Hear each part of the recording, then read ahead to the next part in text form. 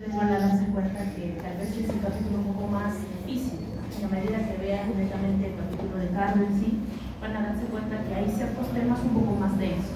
Y uno de esos temas es esto, los arritmios.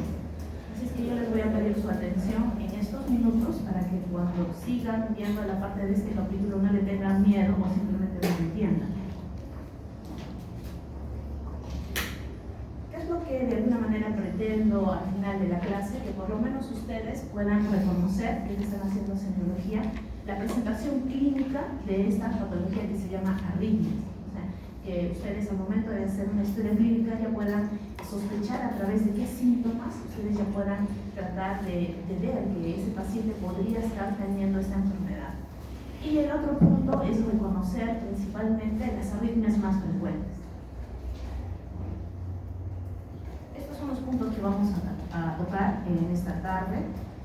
No sé si alguno de ustedes toca algún instrumento, ¿hay algún músico en el grupo? Me parece que Aarón. Hola, no.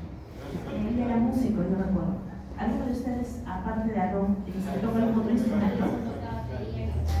¿Quién? ¿Alison? Alison. A ver, por favor, los que de alguna manera tienen algún acercamiento con la música, ¿pueden levantar su mano? Solo para saber. Simple curiosidad. Si tocan guitarra, batería, cantan, aunque sea en la ducha, pero tienen algo de noción de música. Sí.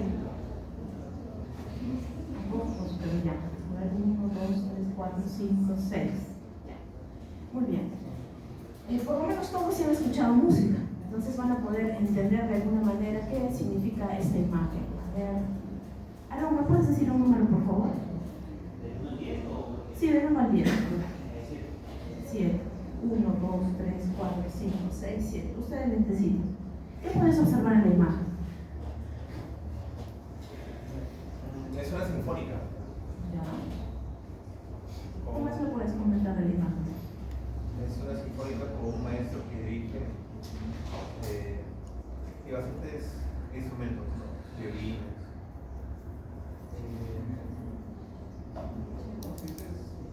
guitarras, no sé qué guitarra es, pero bajo, contrabajo. No, es un cello. Tal vez ha comentado o ha introducido un término, ¿no? Hay una persona que dirige, y también ha dicho otra idea importante, hay otros instrumentos. Usted mismo, dígame un número, por favor. 10. 1, 2, 3, 4, 5, 6, 7, 8, 9, 10. A la espalda de Sebastián. Sí, usted. La misma pregunta. ¿Qué puedes comentarme de esa imagen?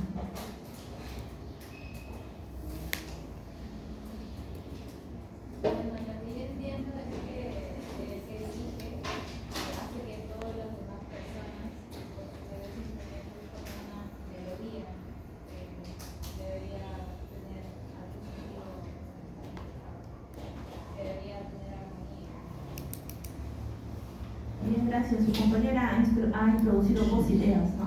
Hablaba acerca de melodía, hablaba acerca de que todos tienen que funcionar en una forma de armonía para poder generar un sonido agradable, que en este caso ya he mencionado melodía.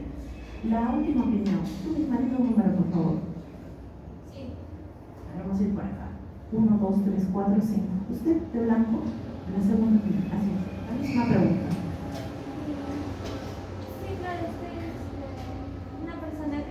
Guiando a los demás y vemos los instrumentos,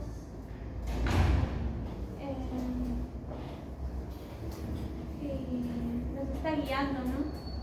Cómo deben tocar, cómo deben seguir el ritmo. Bien interesante, su compañera ha dado una nueva idea, ¿no? A esta imagen. Ha hablado acerca de guiar, de que hay alguien que está guiando. Y ha introducido también la idea y ha hablado del ritmo, ¿no? Ha mencionado de que esta persona tiene que mantener un ritmo para que todos los demás instrumentos puedan funcionar. Muy bien, como ustedes pueden observar y los que tienen cierto conocimiento de la música, se podrán dar cuenta que aquí hay una persona que dirige, como muy bien ustedes han dicho, ¿no? En esta oportunidad es el director de la orquesta, ¿no?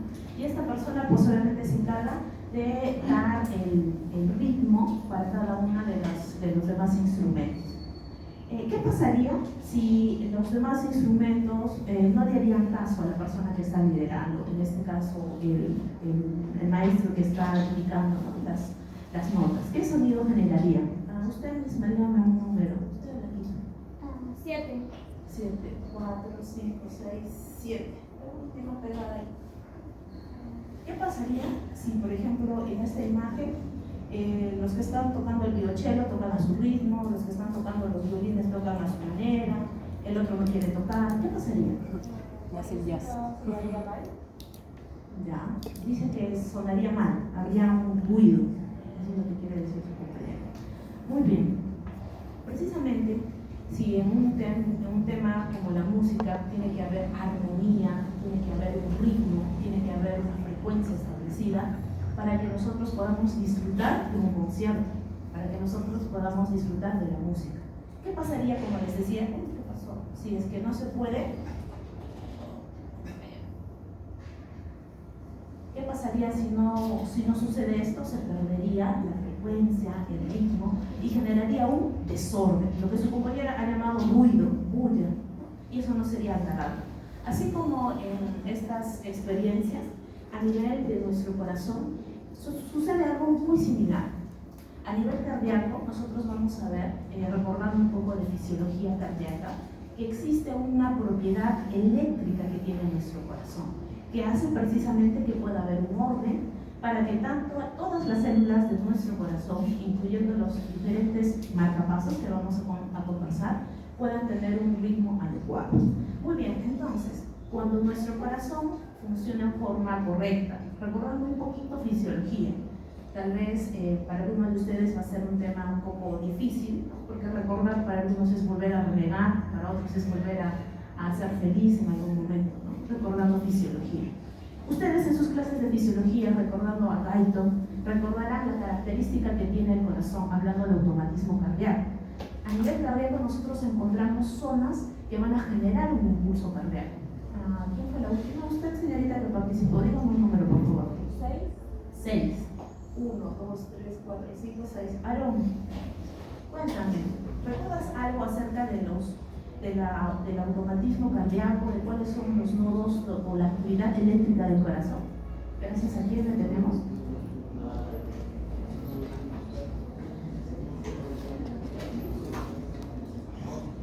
Ya, muy bien. No, sinusal, ¿qué más?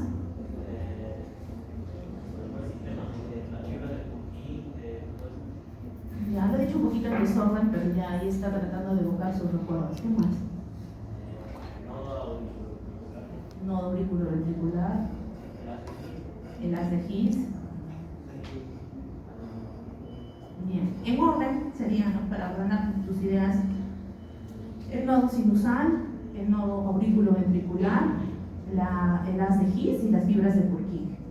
Este orden permite que nuestro corazón tenga un impulso cardíaco, que tiene un impulso eléctrico también. ¿Qué pasa entonces, doctora, si es que este corazón no tiene de alguna manera este orden que acabamos de recordar con Aarón? Si el nodo sinusal por algún motivo no comanda toda la orquesta y se enferma. Si por algún motivo pasara esto, entramos ya a hablar acerca de un grupo de patologías que se denominan arritmias.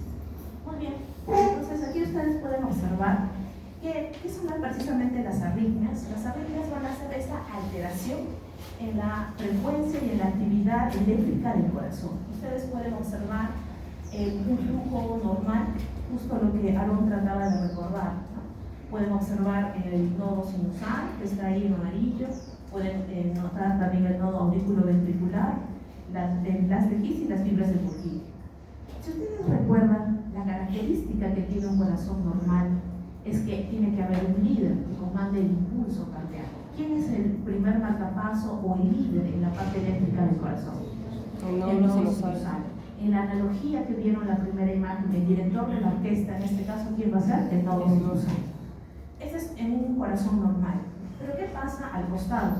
Si ustedes son un poco observadores, van a darse cuenta que va a haber cierto caos, cierto desorden. El nodo sinusal está mandando las indicaciones, pero miren, el nodo auriculoventricular, por alguna enfermedad, empieza a mandar su propio impulso. Es más, la otra aurícula empieza a mandar y generar sus propios impulsos eléctricos. Todos estos desórdenes en la formación del impulso eléctrico se denominan arritmias. Muy bien, las arritmias se pueden clasificar, como ustedes pueden observar, según su frecuencia, según su lugar de origen y según el mecanismo de su producción. Según su frecuencia, vamos a volver a recordar lo normal. Aaron, por favor, dime otro número. 1, 2, 1, 2, 3, 4, 5, 6, 7, 8, 9. El penúltimo, el de color, sí, el que está rodeando.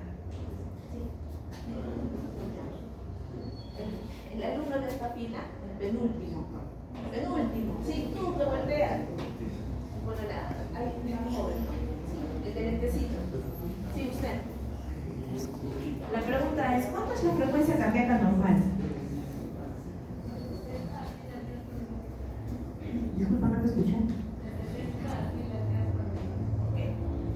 Entonces, ustedes ya saben y han visto en sus prácticas que nuestro corazón, es decir, nuestro nodo sinusal, va a emitir una frecuencia cardíaca que va a ir en ese rango de 60 a 100. Entonces, nosotros vamos a hablar de alteraciones en el ritmo cuando esta frecuencia cardíaca obviamente salga de este rango. Puede ser más de 100 o menos de 60. Esa es una clasificación según su frecuencia, según su lugar de origen. Justo acabamos de recordar, ¿no? El primer marcapaso, que es el nodo sinusal, el nodo auriculoventricular, las fibras de Purkinje y el haz de His. Entonces, aquí tenemos que recordar que el nodo sinusal normalmente va a enviar su impulso eléctrico. Pero ¿qué pasaría si tal vez el nodo auriculoventricular empieza a mandar sus propios estímulos, ¿no? Y eso va a generar un latido cardíaco. Es decir, vamos a encontrar una alteración en el origen. Y la otra clasificación es de acuerdo a su etiología, ¿no? A la forma de ¿por qué se producen estas arritmias? ¿Qué ha pasado en la estructura anatómica de ese corazón para que pueda tener esta alteración eléctrica? Y aquí vamos a hablar de 3 puntos. Del automatismo, que de alguna manera se va a caracterizar porque el automatismo es una propiedad propia, no es la redundancia, que tiene el nodo sinusal de poder generar su impulso cardíaco. Pero van a haber algunas situaciones donde este nodo sinusal va a generar más impulsos cardíacos. Acá vamos a encontrar algunos estados fisiológicos, como por ejemplo fiebre, taquicardia, nerviosismo, como su compañero, ¿no? Donde su frecuencia cardíaca empieza a latir un poco más. O tal vez este nodo sinusal que está sano empieza a latir o aumentar esta formación de impulsos. Hablamos de automatismo. El segundo punto es la conducción de reentrada. Aquí vamos a hablarlo con un poquito más de detalle en las siguientes diapositivas. Y la otra característica en cuanto a la clasificación es una actividad gatillada, que también lo vamos a ver. Muy bien, aquí les presento un cuadro para que ustedes puedan recordar. Cuando les pregunte cuál es la clasificación de las arritmias, entonces ustedes tendrán que valorar. Dependiendo del origen, estas pueden ser por encima del haz de His, recordemos que van a ser supraventriculares, y por debajo del haz de His, hablamos de las ventriculares. Y obviamente esta clasificación nos ayuda sobre todo también para ver la parte del tratamiento. Ahora, si me preguntan la clasificación por la frecuencia cardíaca, como muy bien su compañera ha recordado, si ese corazón late por más de 100 latidos por minuto, yo estoy hablando de una taquicardia. Taqui es un exceso, un aumento de, como observan ahí, más de 100 latidos por minuto. Pero, ¿qué pasa si mi corazón empieza a latir más lento? Estoy hablando de una bradicardia. Bradi es el prefijo lento. Estoy mencionando que esa frecuencia cardíaca va a ser menor de 50, menor de 60 latidos por minuto. Y otra clasificación, el modo de presentación. Puede ser paroxística, es decir, en forma súbita, ¿no? El paciente estaba tranquilo, estaba en sus clases de cardiología y empezó con estos latidos en su corazón. Es algo súbito. O crónica, ¿no? El adulto mayor ya tenía estas sensaciones de palpitaciones ya desde hace un mes y se iban haciendo repetitivas. Muy bien. Una de las clasificaciones que es importante es por el lugar. Justo aquí les he puesto en esta diapositiva. No sé si tenemos van a poder ver, de acuerdo al origen, cuando sean por encima del haz de His y por debajo del haz de His. Este es un cuadro que ustedes lo tienen en la agenda y se los he puesto para que puedan recordar que una clasificación anatómica por encima del haz de His y debajo del haz de His. Vamos a tener las arritmias supraventriculares por encima del haz de His. Y como ustedes pueden observar, pues tenemos un montón de arritmias, ¿no? Tenemos una arritmia sinusal, una extrasístole, que en unos minutos vamos a conversar un poquito más. Vamos a ver esta taquicardia y demás. Como ustedes verán, son bastantes tipos de arritmia. Y aquí quiero que presten atención al punto E, la famosa fibrilación auricular. Recuerden que tiene un origen supraventricular. El otro grupo, por debajo del haz de His, constituyen las arritmias ventriculares. Este tipo de arritmias tienen que de alguna manera conocerlas y tenerles respeto, no miedo, porque son las arritmias que generan más mortalidad en los pacientes. Si uno de los pacientes llega a sufrir una de estas arritmias, la probabilidad de muerte es del 90%. Muy bien, vamos a recordar un poquito de sus clases de fisiología. Van a recordar nuevamente a Gaito en el capítulo de fisiología cardíaca. Y vamos a recordar precisamente que las células del corazón tienen una característica que ya les había comentado. El nodo sinusal es el que va a comandar esta característica de generar un impulso cardíaco. Esa propiedad de que este nodo sinusal pueda generar un impulso eléctrico que luego se va a transformar en un latido se denomina automatismo. El propio corazón genera su impulso eléctrico y esto lo hace en forma continua. No es que en la noche no trabaja el corazón, en la noche el corazón sigue trabajando, es en forma automática, por eso se denomina automatismo. Y como muy ya recordó su compañera, la frecuencia en la cual este nodo sinusal empieza a generar este impulso es de 60 a 100. Muy bien, aquí nuevamente les traigo esta imagen para que puedan recordar. Yo sé que para muchos les suena un poquito familiar, para otros que ya quieren llorar porque ni siquiera se acuerdan de esa imagen, pero bueno, es importante porque ese, chicos, en la figura número B es un potencial de acción. Y un potencial de acción es la capacidad que tiene la célula, en este caso del corazón, para poder generar un impulso eléctrico. Cada célula es diferente, es decir, la célula, como observan aquí en pantalla, la célula del nodo auriculoventricular genera un potencial de acción, miren.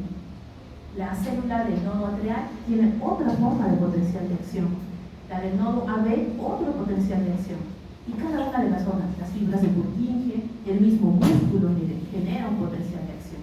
¿Esto qué quiere decir? Que cada una de las células a nivel de estos distintos puntos eléctricos, ya sea el nodo sinusal, el nodo AB, las fibras de Purkinje o el haz de His, tiene un potencial de acción característico. Este potencial de acción es lo que va a permitir que todo el corazón, al momento de que el nodo sinusal genere un impulso eléctrico, todo el corazón empiece a latir a un ritmo, la uniformidad.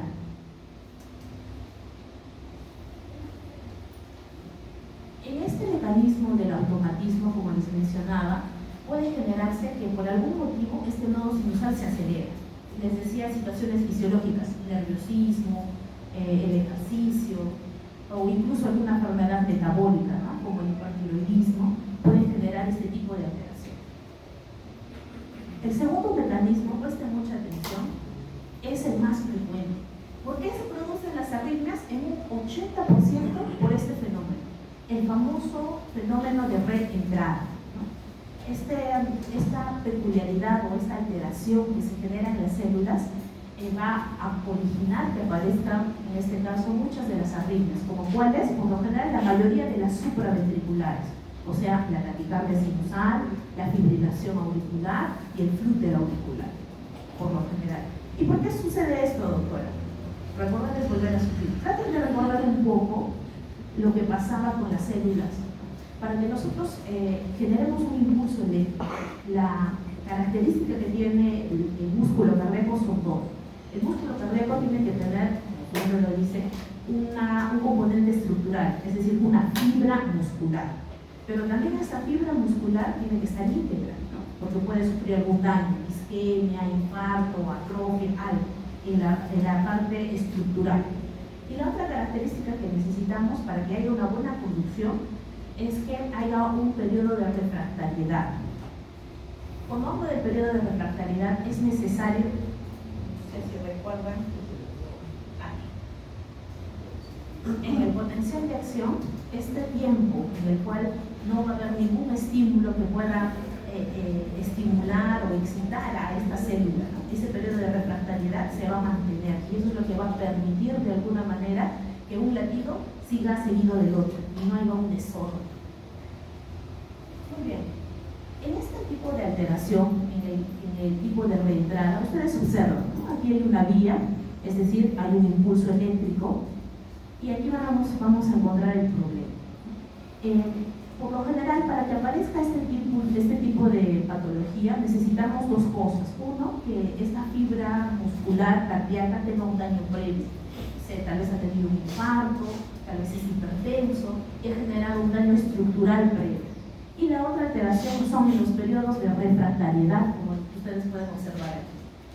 Esta alteración se va a deber a variaciones en el periodo de refractariedad de diferentes fibras, es decir, mientras que esta fibra va a tener un tiempo para poder relajarse y tener un periodo de refractariedad, esta célula también va a tener su propio espacio, por decirlo así, para este periodo de refractariedad. Pero miren lo que observan a nivel del punto que está medio sombreado, el punto C y el punto B. Aquí existe un bloqueo unilateral, es decir, acá va a haber una fibra corta y una larga, que va a generar que el impulso regrese. Por eso ven el cambio de la flecha aquí, ¿no? Está bajando, pero por alguna alteración estructural o el periodo de refractariedad, el impulso regresa. Por eso ven que la flecha baja y por aquí en el punto C sube. Este es el famoso fenómeno de reentrada. Como su nombre lo dice, el impulso entra y vuelve a subir por el mismo punto. Este es el origen de muchas arritmias. Vamos a tocarlo un poquito más para que puedan recordarlo cuando hablemos de esto. ¿Cuál es la otra causa? Un poquito más rara, un poquito más escasa en cuanto a las causas de las arritmias, son las actividades postpotenciales. Creo que alguno de ustedes recordó, ¿no? Este es el dibujito de un potencial de acción. Si ustedes son observadores, se darán cuenta que en el punto A hay ya un potencial de acción. Pero ¿qué sucede? Hay nuevos potenciales de acción. Están justo con las flechitas. ¿Qué quiere decir? Que están apareciendo nuevos potenciales, que no le dan tiempo a esta célula del corazón a que termine su potencial de acción. Es decir, va a aparecer un nuevo potencial de acción al final o interrumpiendo tal vez el final de este potencial de acción. Como lo ven aquí, ¿no? Están apareciendo nuevos potenciales. Eso se llama actividad gatillada. O como ven en la figura B, donde termina el potencial de acción, pero aparece un nuevo potencial, pequeñito, pero aparece. Aquí igual, antes del potencial de acción también aparece otro. Esa es otra alteración. Muy bien, pasamos a la parte más divertida de la parte de la medicina, que es el cuadro clínico. ¿Qué van a tener estos pacientes? Yo cuándo voy a sospechar de esta enfermedad. ¿Qué observan ahí en pantalla? ¿Quién fue el último participante? ¿Usted cree? ¿Usted no? ¿Quién fue usted? Dime un número, por favor. 7. Muy bien. Vamos a descontar a los compañeros. 4, 5, 6, 7. ¿Usted? Atrás de Cachay.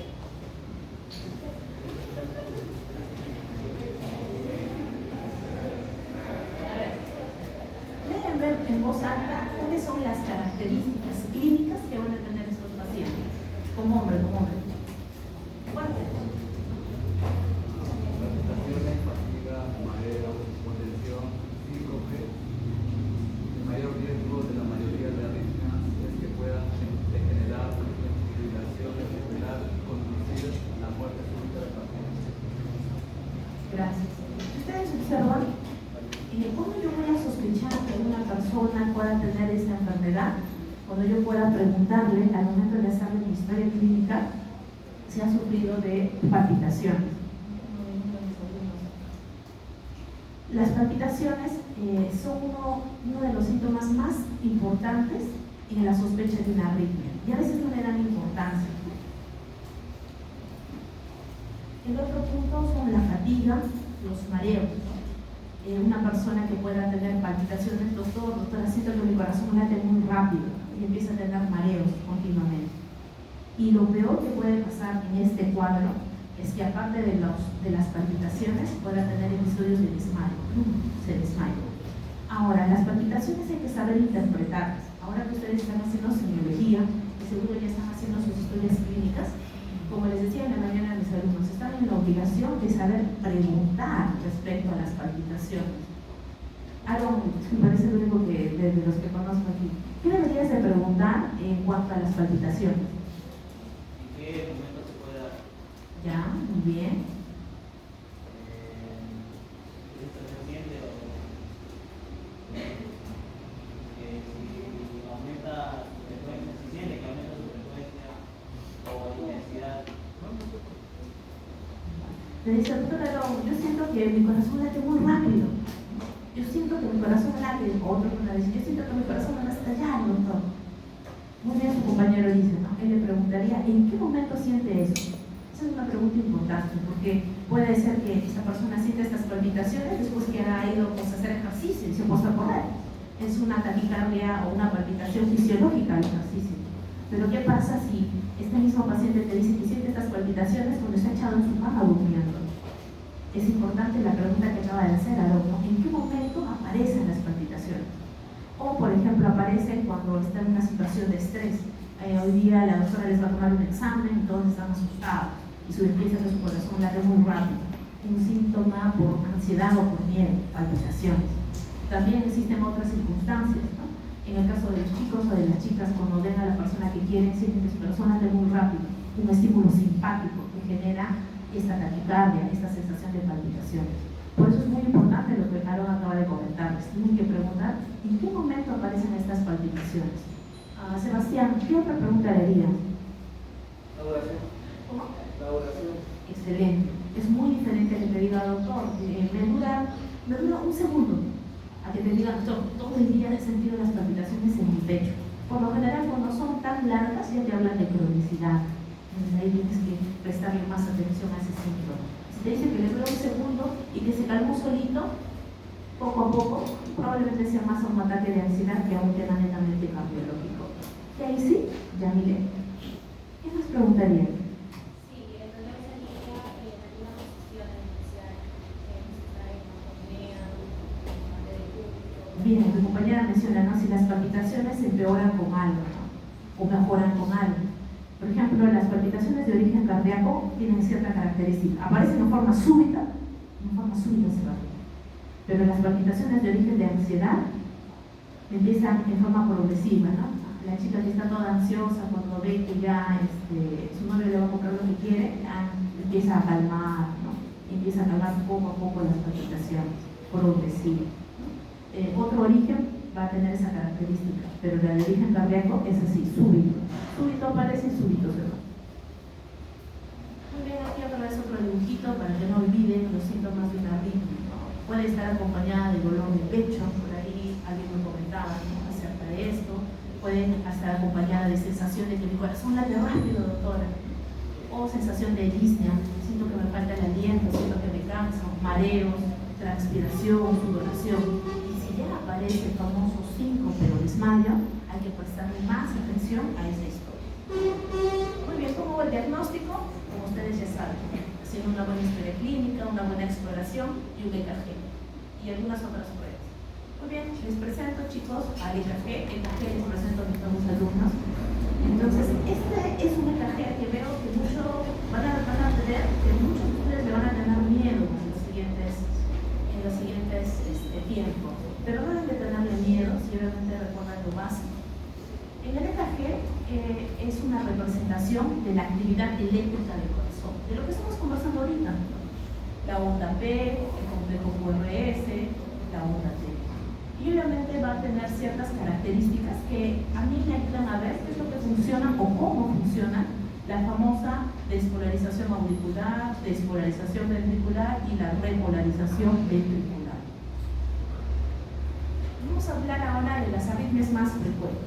Dentro de las arritmias que acabamos de conversar, vamos a hablar en esta tarde de tres. La primera son las famosas extrasístoles. Como observan en pantalla, las extrasístoles son latidos prematuros, son latidos anticipados que se van a registrar en algunas circunstancias. Por lo general, la mayor parte de estas extrasístoles supraventriculares son fisiológicas y benignas, no se asusten, ¿no? Por lo general se puede presentar con la edad, como observan ahí, personas añosas, personas jóvenes que no tengan ningún antecedente cardíaco, pueden ser muy frecuentes, como les decía, es tal vez la más frecuente. Por lo general pueden aparecer durante la actividad física, cuando ustedes van a correr o cuando hacen ejercicio.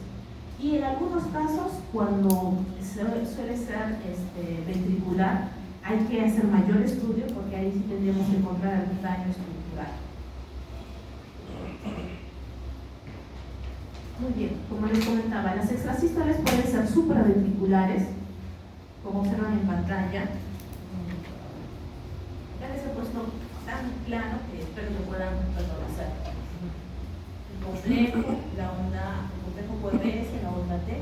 Y miren, aquí se está esbozando, ¿no? Lo que está como el asterisco, un nuevo impulso.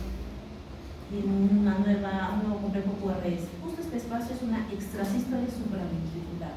Si ustedes observan, aquí se está generando un latido, pero aquí se ha adelantado, lo que justo está encerrado en el cuadrado. Es un latido prematuro, antes de, por lo general. Y en algunos casos vamos a encontrar una extrasístole supraventricular bloqueada, ¿no? Va a querer formar, como está aquí en el asterisco, como la onda P, pero no tengo complejo QRS, está bloqueada, no genera el impulso. Muy bien, ya para ir terminando esta parte, vamos a ver este caso clínico. ¿Quién fue el último en participar? Usted me parece, ¿no? ¿Tiene un número, por favor? 4. 1, 2, 3, 4. Fue conmigo. Al costado de Yamina. Apóyanos con la lectura del caso clínico. Laura, de 46 años, sin antecedentes de importancia, consultó en un servicio de emergencia por presentar palpitaciones y línea de esfuerzo de instalación brusca, de 3 días de evolución. En el momento del examen se encontraba sintomática, el pulso era irregular y desigual. Y en el Hasta ahí. ¿Cuáles son los síntomas que tenía Laura? Palpitaciones, Disney de esfuerzo. de manera brusca, ¿Y en el examen físico había alguna alteración? En el examen físico, chicos. ¿El pulso cómo era el pulso? Irregular y desigual. Muy bien. Justo conversábamos, ¿no? Palpitaciones es un síntoma que ustedes tienen que descartar y pensar en una arritmia. En la exploración, en el examen físico, tienen que valorar la presencia, obviamente, de los pulsos. Y miren aquí, en el caso de la paciente, tiene una alteración en los pulsos. Justo hoy en la mañana hacíamos prácticas con un grupo de ustedes y veíamos, ¿no?, las características del pulso. Y veíamos que es importante que ustedes puedan determinar si son regulares, irregulares, la amplitud y demás. Vean la importancia. Laura tenía un pulso desigual y irregular. Muy bien, hasta ahí, usted misma, ¿se atrevería a mencionar alguna patología que podría tener Laura?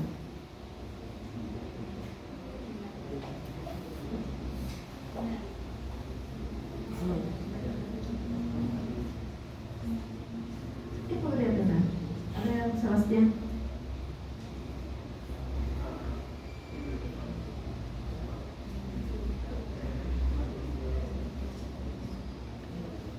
¿Nada, Sebastián?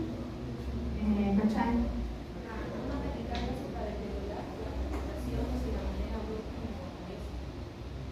Aquí vamos a ver, obviamente he leído una parte del caso de abajo, pero no quería que hagan trampa, yo quería que sean sinceros.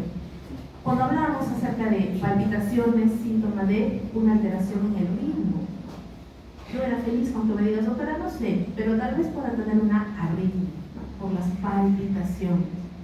Recuerden que al momento de poder hacer un diagnóstico, para poder decir aquí cabe supra e infra, yo tengo que hacer, tengo que valorarlo con un KG. Antes de eso yo puedo aproximarme al diagnóstico. Y como me aproximo, yo sé que ahí hay un problema de conducción, tiene una arritmia. Entonces Entonces ustedes con seguridad pueden decir si es una arritmia porque los ruidos cardíacos son arrítmicos, son irregulares. Le he tomado el pulso y no coincide el latido central con el latido periférico. Entonces eso es una arritmia, es una alteración en la conducción. Muy bien, chicos, los que llegaron tarde, por favor, marquen su asistencia, y los que ya marcaron su asistencia, continuamos. ¿Cuántos han llegado tarde? Es que ya está en el grupo ya. Si ya marcaron su asistencia, la primera vez está bien, porque la segunda vez es para los que han llegado tarde, no han podido marcar o no han terminado de llegar. Listo. Ya, chicos, para terminar la clase, a ver, la última tipo de arritmia que vamos a tocar, hemos hablado, la última, es la penúltima. Hemos hablado de extrasístoles que son muy frecuentes, benignas, y ahora sí, ¿no? Presten atención a tal vez la reina de las arritmias, la fibrilación auricular. Les digo que es la reina de las arritmias porque es la arritmia más frecuente del adulto. Cuando nosotros hablamos de personas adultas, es la arritmia más frecuente. Sin miedo al éxito, ¿no? En el caso de la paciente que tenía 63 años, una fibrilación auricular. ¿Por qué? Porque es la arritmia más frecuente. ¿Y aquí qué vamos a encontrar? Vamos a encontrar precisamente una alteración estructural, como vamos a ver, y van a darse cuenta que los latidos van a ser más de 300 latidos por minuto. Y al momento que yo le tome un EKG, lo que va a caracterizar esta arritmia es que no voy a encontrar a las ondas P. La onda P era la parte de la onda que me hablaba acerca de la despolarización auricular. Muy bien, nuevamente, ¿no? Como conversábamos, ustedes pueden observar ahí un ritmo normal, el nodo sinusal, bien bonito, generando su impulso, el nodo AB, las fibras de Purkinje, las de Kiss, las fibras de Purkinje. Y miren aquí, ¿qué es lo que pasa en una FA, en una fibrilación auricular? Hay focos ectópicos. El nodo sinusal sigue mandando su impulso, pero miren, hay otros que están generando sus propios impulsos. Y esto genera un desorden. Y no hay una onda P. Recuerden que la onda P estaba siempre antes de un complejo QRS, una onda P compleja. El complejo solito, pero no encuentro ondas P. Esa es una característica, es un desorden total. Bien, ¿qué voy a tener en estos pacientes? Lo que acabamos de conversar, ¿no? Palpitaciones, disnea, estos latidos cardíacos que se van a ver por lo general en los pacientes adultos y demás. En el examen físico, ¿qué vamos a encontrar? Lo que les mencionaba, ¿no? Un impulso o una frecuencia cardíaca o un déficit de pulso. ¿Qué quiere decir? Yo le ausculto en la parte cardíaca, voy a encontrar 110 latidos por minuto. ¿De acuerdo? Le ausculto, o bueno, lo palpo en la parte periférica del pulso periférico y le encuentro 120. No hay una sincronía en ambos, ¿no? Es una característica propia de esta arritmia. Bien, la clasificación aguda, menos de 48 horas, crónica, más de esta, paroxística cuando aparece en forma espontánea, persistente, permanente y valvular. Valvular cuando hay un daño estructural, esa es la palabra clave, estructural. Muy bien, ¿por qué es peligroso esto? Porque va a generar, como observan en el dibujito, que esta aurícula va a dilatarse con el tiempo y voy a formar, o se van a formar émbolos. Estos émbolos van a salir de la circulación y van a empezar a viajar y van a llegar a otras zonas como el cerebro, formando infartos cerebrales. Esa es la mayor complejidad que tiene esta arritmia. Muy bien, recién mamá el año pasado, nosotros, la parte de las guías nos actualizan con los factores de riesgo. Cuando ustedes hacen sus historias clínicas, tienen que preguntar estos factores de riesgo. ¿Qué tiene este acrónimo? CHAPA. Preguntar en sus antecedentes si el paciente tiene falla cardíaca, si es hipertenso, si cuántos años tiene, si tiene diabetes, si ha tenido una enfermedad como un tromboembolismo o tiene algún problema vascular. Entonces todo esto da una sumatoria para que yo pueda ver si mi paciente tiene más de 2 puntos, este paciente con esta fibrilación auricular tiene mucho riesgo de formar un trombo. Y este trombo generar un infarto cerebral.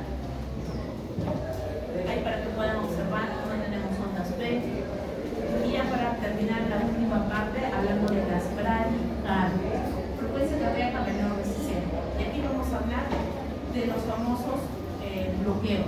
La bradicardia sinusal, el nodo a ver sigue comandando, solo que el problema es que ahora está más lento. Cuando yo hablo de bloqueo, ahí sí vamos a tener que hablar un poco. Vamos a tener grados de bloqueo. Va a haber un impulso eléctrico, pero va a haber una demora en el pase de ese impulso eléctrico y eso se va a denominar los famosos bloqueos de primer grado, donde observan, donde sí va a haber un retraso en el impulso, pero pasa todo. Se puede demorar, pero pasa. En el de segundo grado hay algunos latidos que pasan y otros que no pasan. Y en el tercer grado es el divorcio total. Las aurículas por un lado, los ventrículos por otro lado. Ahora vamos a verlo un poquito más claro. Las bradiarritmias, por lo general en personas jóvenes que hacen deporte, deportistas destacados, ellos pueden tener bradiarritmias, ¿no? Una frecuencia cardíaca en 48 o 50 y están tranquilos. ¿Qué es lo más representativo de estas bradiarritmias? En algunos casos pueden ser asintomáticos, pero tal vez lo que sí me tiene que llamar la atención de este paciente es el síncope. El paciente joven, atlético, que se desmaya después de hacer actividad física, tiene que buscarle alguna alteración, ¿ya? Porque eso no es normal. Sobre todo el síncope y el mareo. ¿Por qué se deben estos bloqueos? Por envejecimiento. Hay una fibrosis a nivel de esta fibra o tal vez hay masa aberrante. Tenemos algunas causas como ser antifármacos, enfermedades metabólicas, problemas congénitos, nació así. Ya para terminar, bloqueo de primer grado. Aquí vamos a encontrar una prolongación del PR que habla precisamente, el PR es un segmento que habla del impulso cardíaco, que nos hace recordar el impulso cardíaco. Y por lo general no tiene síntomas, por lo general solo se detecta el intervalo. El intervalo PR se prolonga y puede hacerse más de 20 segundos, pero el ritmo es regular y no tiene síntomas, a veces pasa desapercibido. Bloqueo de segundo grado, pregunta del examen, chicos, esto es lo que siempre nos gusta torturarnos con nombres, ¿no? Entonces, ¿qué les vamos a preguntar? Bloqueo. Y les vamos a completar un bloqueo de segundo grado, ¿por qué? Porque es el bloqueo que tiene dos fases, el MOBITS tipo 1 y el MOBITS tipo 2. ¿Cuál es la diferencia? En el MOBITS tipo 1, el intervalo PR se va incrementando, se va alargando con el tiempo. Ese es el famoso fenómeno de Weber. Y el MOBITS tipo 2, el PR, permanece constante. Luego no se quejen en el examen. Muy bien, con dibujitos entonces. El MOBITS tipo 1, el PR, dos cuadraditos y medio, tres cuadraditos. El PR se está prolongando. Es un MOBITS 1, es un bloqueo de segundo grado de tipo MOBITS 1. Pero observen aquí, el PR, un cuadradito y medio, un cuadradito y medio, un cuadradito y medio. El PR se mantiene constante. Entonces, este es un bloqueo de segundo grado donde observan que el PR se mantiene constante. MOBITS 2. Y ya para terminar, bloqueo de primer grado asintomáticos. El PR empieza a prolongarse más de 20 segundos. El bloqueo de segundo grado tiene dos tipos, el MOBITS tipo 1 y MOBITS tipo 2. Aquí la diferencia está en que el PR en uno se va a ir prolongando en forma constante y en el MOBITS 2 se mantiene constante. Y el bloqueo de tercer grado es un divorcio total. Aquí, miren, una aurícula, el impulso, miren una aurícula solita, la aurícula, la parte del complejo QRS, la aurícula travesora. Entonces hay un divorcio total entre la aurícula y el ventrículo. Muy bien, chicos. Ya para que puedan recordar, hay un divorcio total. ¿Qué es lo que pasa? ¿Cuál es el más sintomático de los tres bloqueos? El de tercer grado. ¿Cuál es el síntoma más importante? El síntoma. Miren cómo la persona se desmaya. Ese es el síntoma que tiene que hacer sospechar a ustedes de que existe un bloqueo. Y creo que con eso terminamos. Ya para que puedan terminar, recuerden siempre cuáles son los síntomas sugerentes de arritmia, palpitaciones y episodios cerebrales. ¿Cuál es la arritmia más frecuente del adulto? Fibrilación auricular. ¿Por qué la fibrilación auricular es peligrosa? Por los émbolos que generan incapacidad y infartos cerebrales. Cuando yo sospecho de una bradiarritmia, ¿cuál es el síntoma? Síndrome. ¿Y cuál es el gol estándar para el diagnóstico de arritmias? Listo, chicos. Pueden estar listos.